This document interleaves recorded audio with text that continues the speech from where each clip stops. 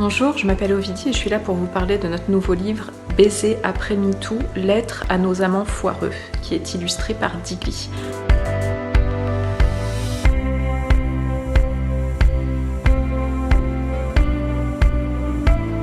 Il y avait beaucoup de choses qui étaient remises en question sur les territoires de la sexualité.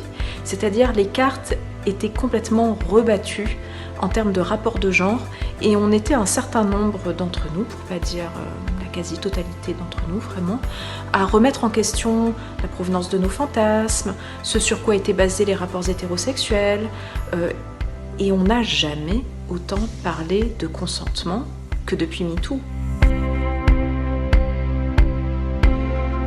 Avec ce livre, donc Baiser après MeToo, on a voulu questionner tout ça.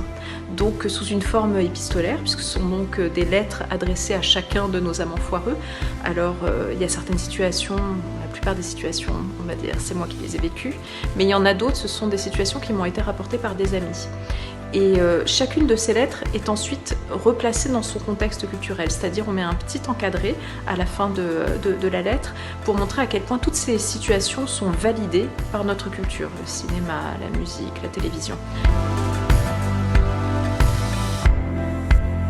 Ce sont des situations qui relèvent du b.a.-ba de l'hétérosexualité. Ça va être le type qui ferme boutique juste après avoir éjaculé, qui nous laisse en plan. Ça va être le type qui va négocier pour changer de trou. Ça va être le type qui va essayer, voire qui va parvenir à nous pénétrer durant notre sommeil. Voilà. Donc ce sont plein de situations qui posent quand même la question du consentement et qui posent la question vraiment de la provenance de nos fantasmes.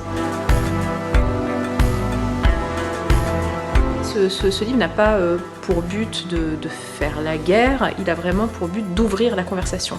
C'est-à-dire, il s'adresse aux hommes, aux femmes, bon, aux hétérosexuels principalement, on va pas se mentir, mais il s'adresse autant aux hommes qu'aux femmes, et il a pour but vraiment d'ouvrir le dialogue pour qu'on puisse repenser une sexualité plus joyeuse et surtout plus consentie.